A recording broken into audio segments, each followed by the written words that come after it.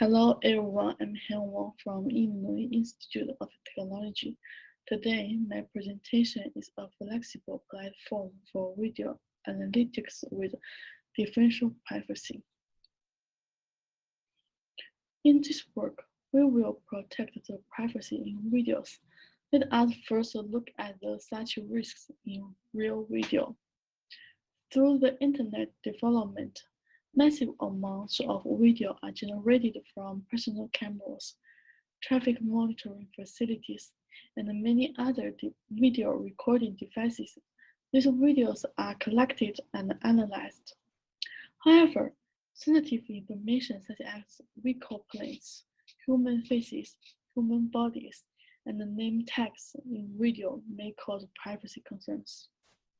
Then it's important to protect the video privacy when we release them for analysis. Next, I will introduce some related research work, such as the privacy-preserving system for video action classification and preserve privacy by defocusing in computer fusion area. However, this protection cannot provide formal privacy guarantee. Other work are about cryptographic protocols for video, such as using SIFT algorithm over encrypted image, and privacy can. Regions of interest are identified before being encrypted using AES. They only consider the image and the specific applications. Moreover, the computation cost is very expensive. Then, in our proposal, we design a flexible video analytics platform for any untrusted analyst. Each video owner sets the sanitized video with satisfying differential privacy to trusted server. This server will not release videos directly.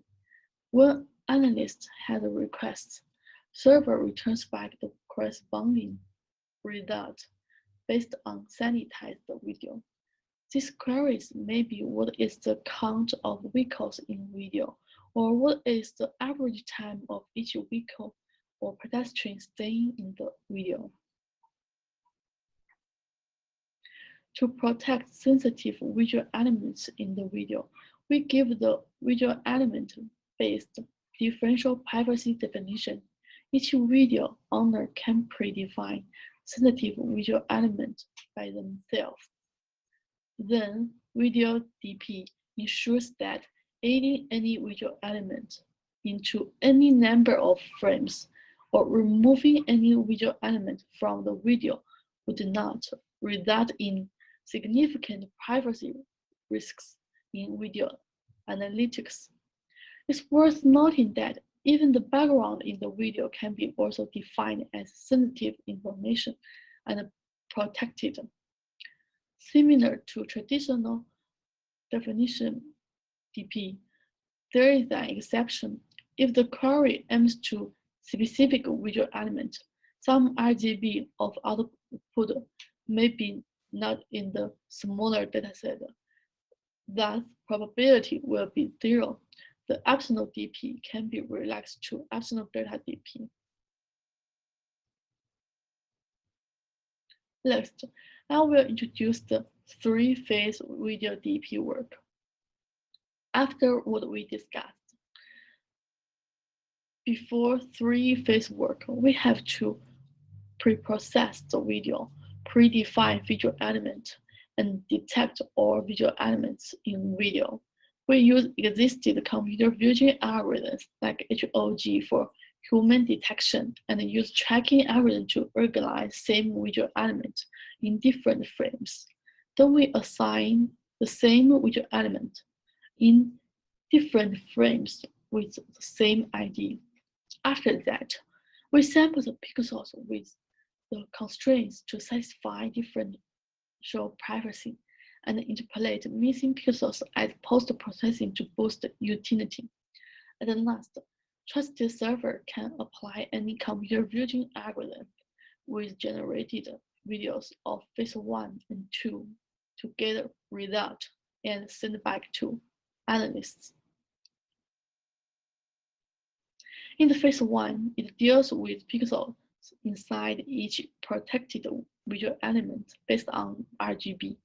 As we know, since the correlation between RGBs of a protected visual element, all RGBs follow sequential composition, then we have to assign privacy budget to all distinct RGBs. Counts of distinct RGBs may be up to 256 power of 3. It's impractical to allocate privacy budget to every RGB. Then, pixels are categorized into following 3 cases with the RGBs. Case 1, the RGB in any visual element, but not the background. For this kind of RGB, they will be suppressed. Case 2, the RGB in the background, but not any of the visual elements. This kind of RGB will be retained. Case 3, the RGB is in the background and at least one visual element. RGB in this case may be allocated privacy budget and derive sample pixel counts. At last, randomly sample pixels from entire video to generate a raw output video with sparse pixels. For RGBs in case 3, we define the optimal K distinct RGB to receive the privacy budget, which maximizes the utility while ensuring privacy bound. If the number of distinct RGB K is large, more distinct RGBs in the visual elements, but the budget for each RGB would be extremely small. If K is small, the budget allocated for each RGB would be large, but less distinct RGBs can be sampled. Both may affect the utility of output video. Then we use mean square error of RGB values for each visual element as objective function to get the optimal K.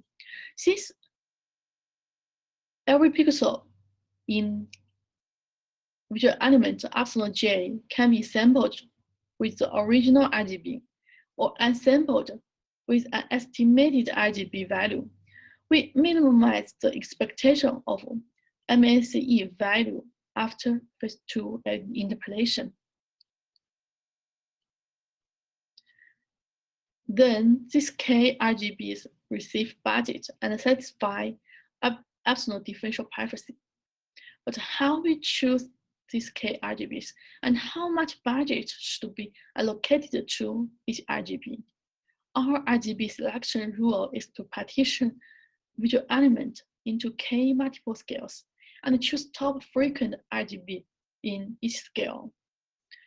The criteria for allocating budget is that privacy budget should be based on the count distribution of RGBs in different visual elements. Since the count distribution of each RGB is different, and each visual element should fully utilize the privacy budget epsilon.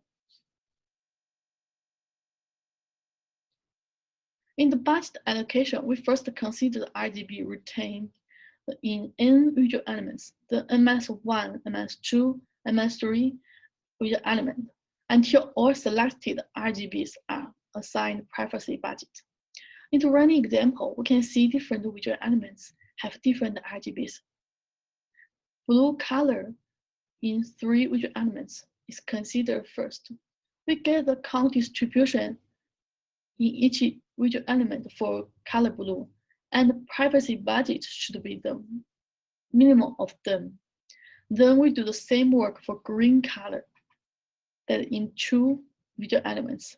At the last, we consider yellow, purple, and red color respectively. They obtain raised privacy budget of each visual element. Before sampling, we have to compute the sampling count for each distinct RGB. Suppose of RGB theta R, there are CR pixels in the video V. The combination to sample X pixel is that XR combination from theta CR. The probability is 1 over XR combination from theta CR.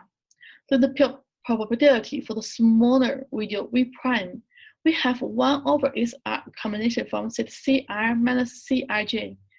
J means the visual element different in V and V prime.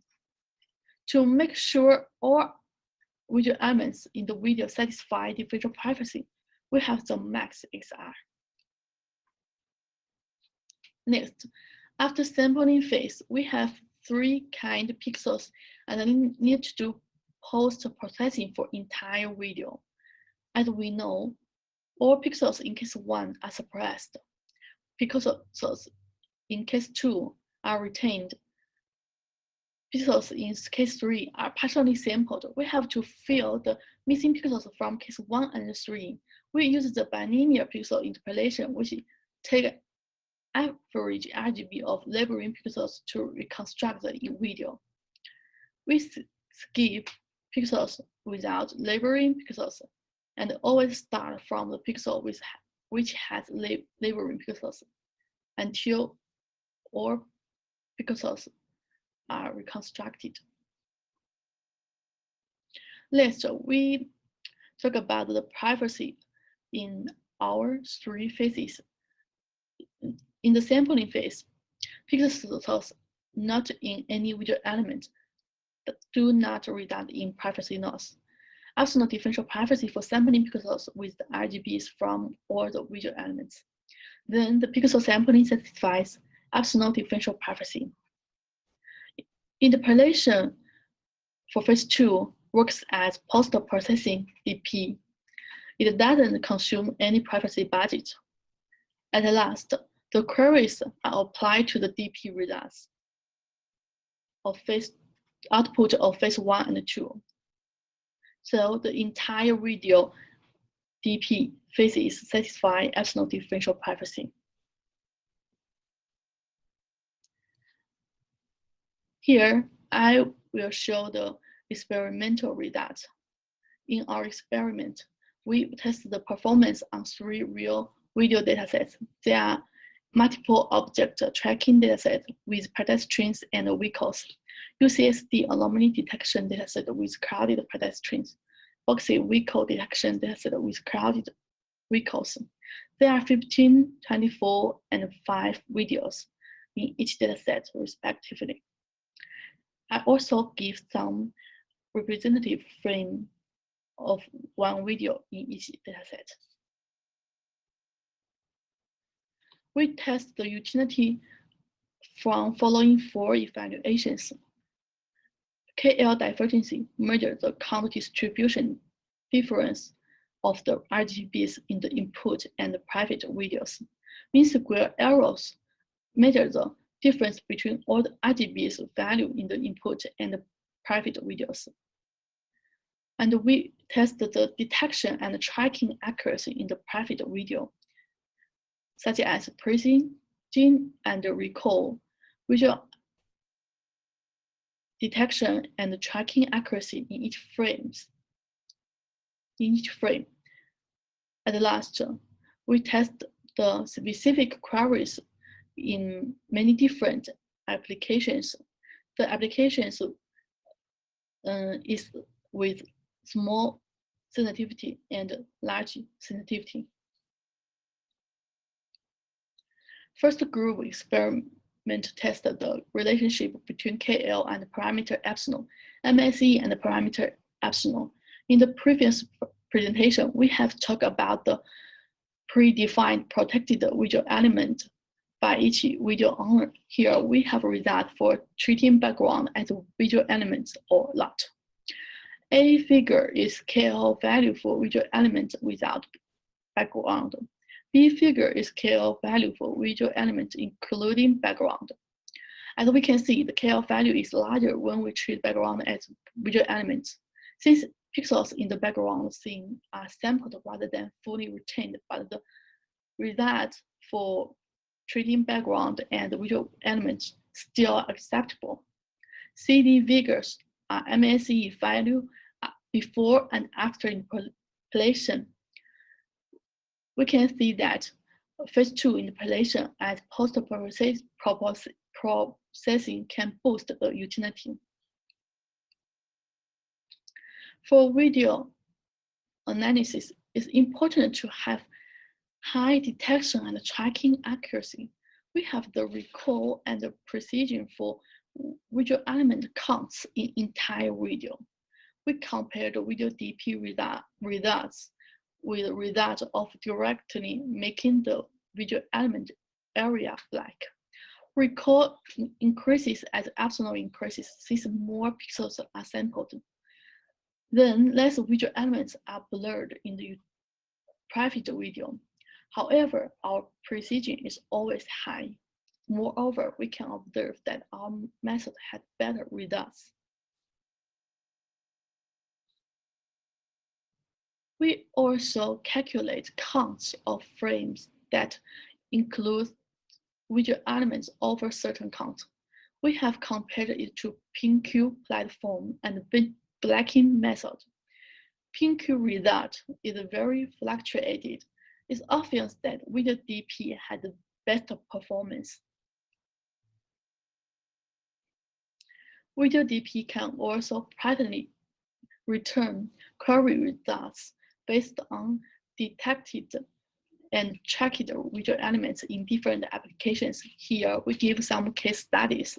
We test a query. How many visual elements in each frame? Sensitivity for this query is 1, since the count difference in each frame is at most 1. We can see good performance from PinQ and VideoDP platform. However, we also have results for application with larger sensitivity. A query returns how long each pedestrian or vehicle stays in the video, which can be measured by the number of frames involving each visual element. Then the sensitivity may be very large, maybe all frames in the video. In these two figures, it shows how long each pedestrian stays. Compared to PinQ platform, VideoDP result is less fluctuated and lies close to original result. When epsilon is larger, the result is better. We can draw similar observations for the stay time of vehicles for both moving downstream and downstream directions in the traffic monitoring videos. Thus, VideoDP can both work well in small and large sensitivity compared to PinQ platform. At last, we have the conclusions. To our best knowledge, we propose the first differentially private platform for video analysis. It efficiently functions video analysis with high utility for different queries in a flexible manner. The platform is extensible to relaxed privacy notions for videos. Experimentally validate the VideoDP performance using real videos and benchmark with the platform, with the PinQ platform. Thank you. That's my presentation. I would like to take questions.